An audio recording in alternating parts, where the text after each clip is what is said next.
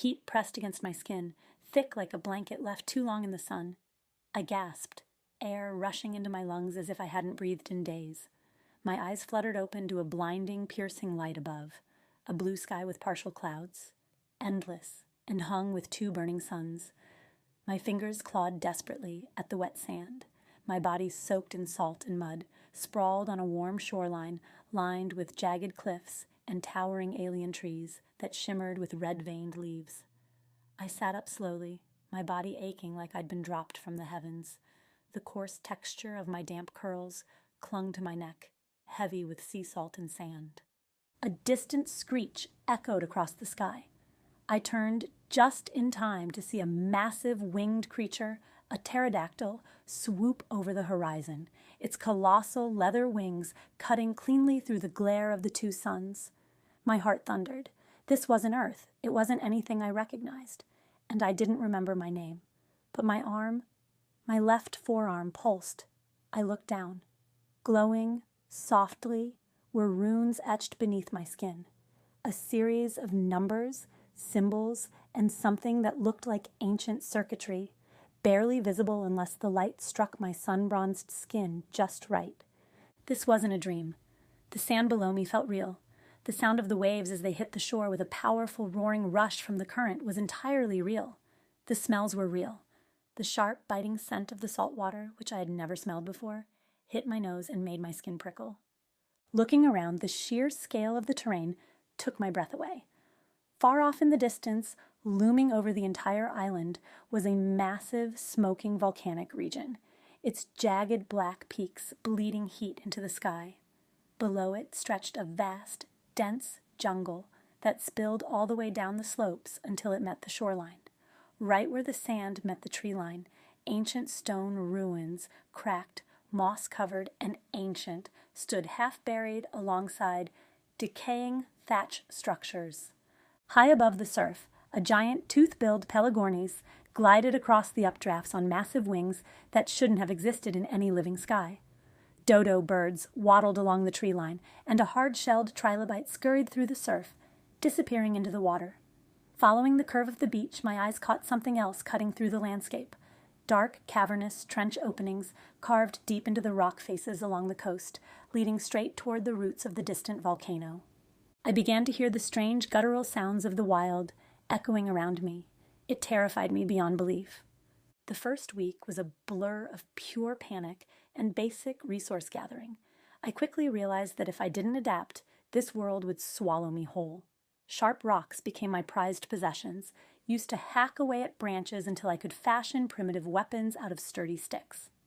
I spent hours studying the unfamiliar plant life around me, keeping my distance and quietly observing the native animals to see what leaves and berries they were eating before I dared try them myself.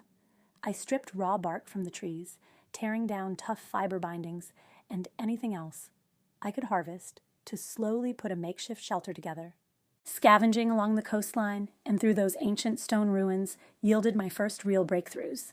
Half buried in the sand beneath an old collapsed structure, I found worn, durable leather garments and scrap fabric that actually fit. A massive upgrade from my tattered, ocean-soaked clothes. Near the same site, I unearthed rusted metal spikes and a discarded stone hatchet head, tools that drastically cut down the time it took to build shelter and defend myself. As I explored the jungle, I discovered natural pathways, overgrown, winding trails that allowed me to move safely beneath the dense canopy without getting lost. One of these paths led to my primary lifeline, a secluded, deep pond tucked away in the woods, fed by a cool, rushing waterfall that cascaded down the rock face.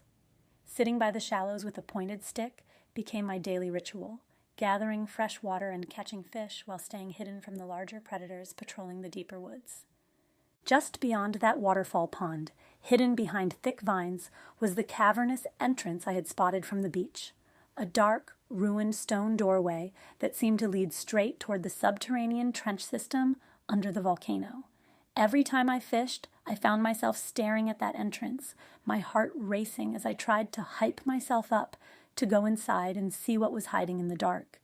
But every time, fear held me back. It didn't take long to realize that my natural human scent was an open invitation to every hungry carnivore in the area. I had to learn the hard way how to cover it, slathering thick, mineral-rich mud over my skin and clothes, and rubbing crushed, pungent herbs across my limbs every morning so the wind wouldn't blow my scent straight into the snout of a hunting predator. The environment itself was completely foreign, striking my senses with an overwhelming cocktail of unfamiliar smells. The air smelled heavy, thick, with a strange mixture of sweet, prehistoric flora, rich, damp earth, and an underlying tang of ozone that made the hairs on my arms stand up. Then there was the weather. The climate in this place was violently dramatic. During the day, the two suns beat down with a scorching, relentless humidity that left me drenched in sweat. But as darkness fell, the dome underwent a brutal transition. The nights brought a freezing, biting cold that settled deep into my bones. My early nights were spent in a frantic struggle to keep my small campfires burning against the sudden, icy winds, desperately feeding the flames with flint and dry wood just to stave off hypothermia. But by the end of the month, the terrifying routine had evolved into instinct. I finally felt like I was getting the hang of it. I had learned the boundaries of the coast, secured my daily food, and found a rhythm in the chaos. I was no longer just a panicked castaway. I was a survivor. I managed to build a crude, fragile thatch hut nestled into the jungle's edge, near the base of a rocky cliff. It wasn't safety, but it was a shelter I had earned with my own two hands. A month of quiet survival shattered in a heartbeat. I heard them before I saw them. Low, vibrating growls, followed by the sharp, terrifying skittering of clawed feet on stone. Raptors. I didn't think. I ran. I knew my flimsy thatch hut would never last against the pack approaching from the beach. My feet took over, driving me down the familiar jungle path, past the waterfall pond, and straight toward that cavernous stone doorway I had spent weeks staring at. I ducked inside, pressing my back against the damp rock as my chest heaved. Wrapped around a sturdy branch, I sparked a quick makeshift torch with my flint, the flickering orange flame cutting through the pitch-black hallway. Well, I thought, my heart hammering against my ribs as I looked down the long, descending tunnel that connected straight to the coastal trenches. I'm here now. Might as well see what's in here.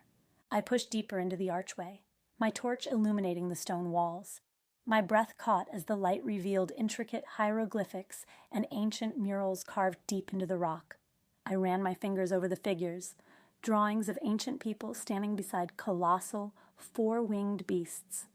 One carving stood out clearly, a massive, crown-headed dragon soaring above the clouds with an armored rider mounted on its back. I had no idea who they were or what this place was, but the sight filled me with a deep, thrilling awe. The deeper I went, the more the air changed. The cavernous hallway descended further into the earth, opening directly into the massive trench network running beneath the volcanic region. The temperature began to rise, first subtle, then unbearable. My skin prickled with sweat, and my torch was almost rendered useless by the sudden, red, ambient glow pulsing further down the hall. The growl that suddenly greeted me from the deep shadows wasn't a raptor. It was infinitely worse. I ducked under a second, half-fallen stone archway, an old castle ruin, completely swallowed by the earth and time. Dead vines clung to ancient statues of beasts I didn't know the names of.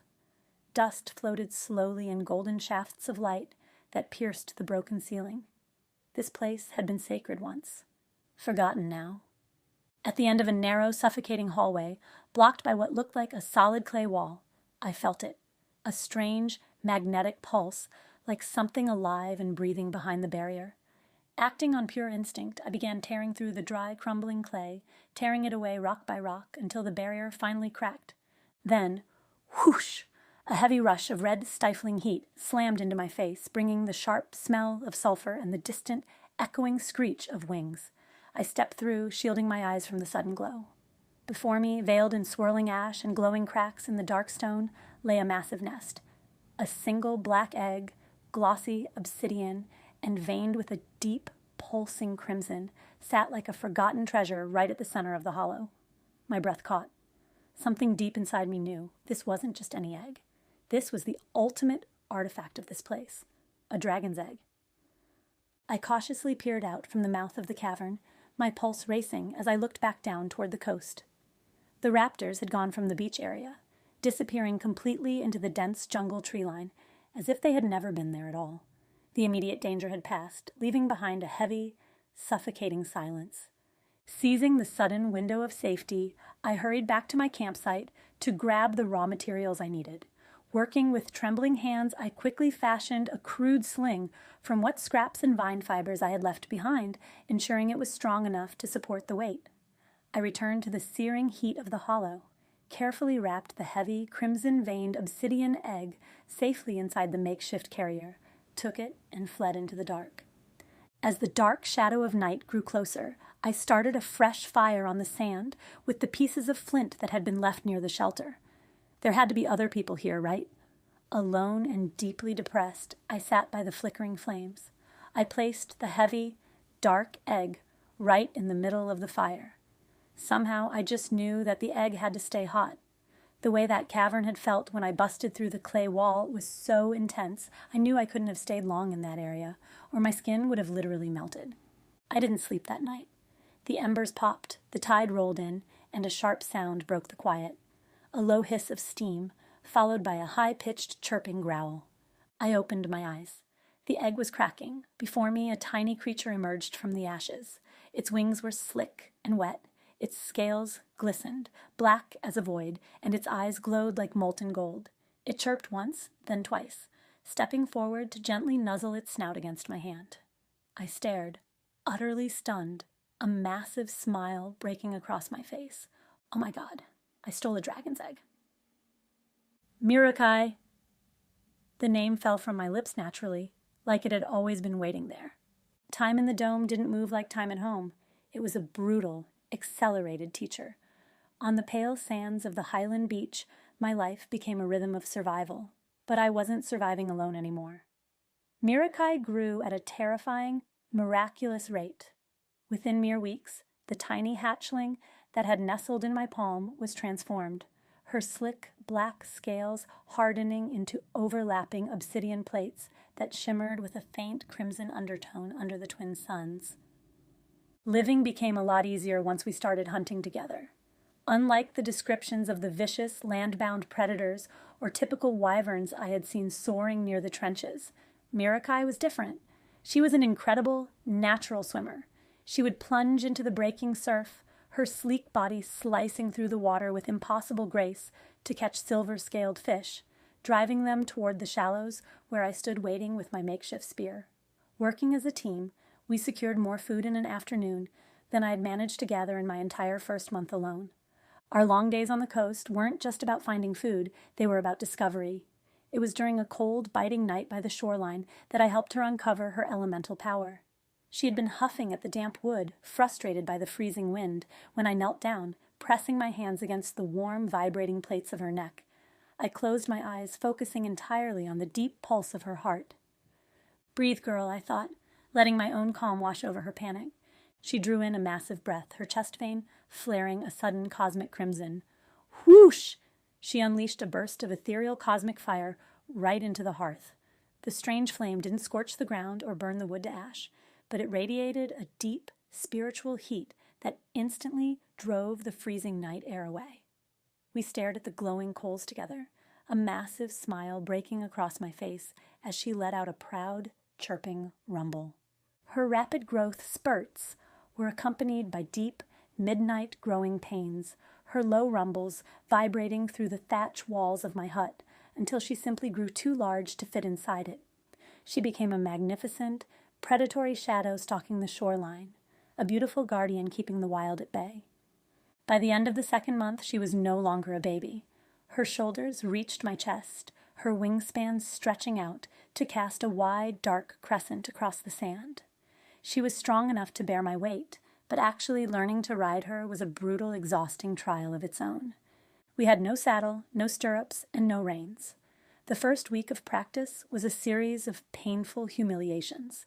I would try to scramble onto her back, only for my hands to slide uselessly against her glass, slick obsidian scales. The moment she would take a single, experimental step forward, The sudden shift of her massive shoulder muscles would throw me completely off balance, sending me crashing face first into the sand. My shins were permanently bruised, my arms scraped from catching myself against her sharp ridges, and my muscles ached with a deep, bone-weary fatigue. More than once, a sudden bounce would launch me clean over her head. Myrrakai would stop instantly, tilting her massive head down to look at my position in the dirt, letting out a soft, mocking click from her throat that sounded suspiciously like a laugh. Yeah, very funny," groaning, spitting sand from my mouth and pushing myself back up. But we didn't give up. The tribulations forced us to adapt. I learned to read the subtle twitch of her muscles right before she moved, finding the secure muscle dip right between the base of her neck where I could lock my thighs tight against her form. I learned to weave my fingers into the rigid gaps of her side horns, using them as makeshift grips. We practiced low, brief hops along the shoreline, getting used to the sudden explosive lift of her hind legs and the heavy, rhythmic thrum of her wings flaring wide against the ocean breeze. It required absolute trust. I had to give up control and move with her body, feeling her heartbeat resonate against my own skin. By the time the storm clouds began to gather on the horizon, we were no longer clumsy. We were synchronized. We were ready. The morning we finally decided to leave the beach forever, the air was crisp, carrying the scent of a distant storm brewing over the inland mountains. I stood before her, looking at the sharp, black horns lining her spine, a nervous thrill electric in my veins. "Time to see what's beyond these cliffs, girl," rubbing the side of her. I climbed up her foreleg, finding that hard-earned, secure position at the base of her neck. She braced, her wings flared wide, and the sand hissed beneath her talons. With a powerful, ground-shaking leap, she launched us into the sky. The wind hit my face like a physical wall, ripping a breathless gasp from my throat as the beach instantly shrank beneath us. We soared high above the jagged stone towers of the coast, cutting through the low-hanging clouds into the absolute unknown. We flew for what felt like hours, leaving the safety of the shore behind until the endless expanse of the blue ocean opened up below. And then, breaking the horizon like a monolith, I saw it, a massive, ruined metal ocean platform, its rusted pillars driven deep into the churning current. It appeared abandoned, half-shattered glass windows catching the glare of the two suns. Myrrakai circled low, her heavy tail sweeping the air as she aimed for the solid deck. We had found it. Our new stronghold, our home base,